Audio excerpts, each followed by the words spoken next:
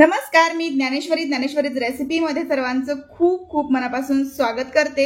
आज आपण बघणार आहोत एका विशिष्ट पद्धतीने बनवलेलं चाटण। लहान मुलांपासून मोठ्यांपर्यंत सर्वांनाच खोकल्यासाठी अत्यंत युजफुल आहे, उपयुक्त आहे आणि यामुळे घशातली खवखव कमी होणार आहे। घसा दुखत असेल तोही कमी होईल आणि खोकला सर्दी हे दोनही आजार अगदी सहजरित्या पूर्णपणे बरे करण्यासाठी या चाटणाचा वापर तुम्हाला करता येईल। तर यासाठी एक पावडर बनवलेली आहे, ती आहे लवंगापासून बनवलेली।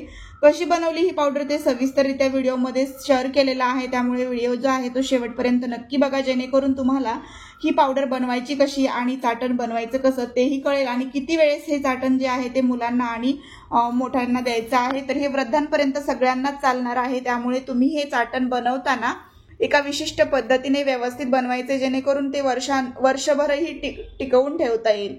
आणि बनवताना काय करायचे की आपल्याला ज्या लवंगा आहेत त्या एका रुमालाने कोरड्या किंवा हलकासा ओला रुमाल करून पुसून घ्यायच्या आहे, जेणेकरून डस्ट असेल किंवा त्यावरती धूळ असेल तर ती पूर्ण निघून जाते। आणि या ज्या लवंगा आहेत त्या मिक्सरला किंवा खलबत्त्यामध्ये छान फिरवून याची पावडर करून घ्यायची आहे। त्यानंतर तयार झालेली पावडर एका चाळणीने व्यवस्थित अशी चाळून घ्यायची आहे। तयार झालेली पावडर जी आहे ती एका चमच्यामध्ये मध घ्यायचा आहे आणि त्या मधामध्ये चिमूटभर ही पावडर टाकून लहान मुलांना तुम्ही सकाळ संध्याकाळ 2 वेळेस देऊ शकता।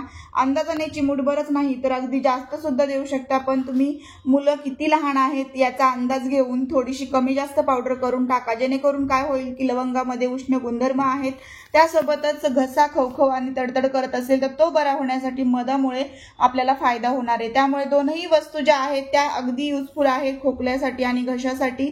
तर या दोनही वस्तू तुम्ही वापरू शकता, जेणेकरून आपल्याला वर्षभर ही पावडर बनवून एखाद्या छोट्याशा डबीमध्ये भरून ठेवता येते आणि त्याचा वापर वर्षभर करता येतो। बघू शकता मधाचं प्रमाण सुद्धा खूप कमी आहे, अगदी पाव चमचा मध, त्यामध्ये चिमूटभर ही पावडर टाकायची, व्यवस्थितरित्या मिक्स करायचं। लहान बाळं असतील अगदी वर्षभराच्या पुढचे तरी थोडं थोडं त्यांना चाटायला दिलं तरी खोकला लगेचच थांबेल।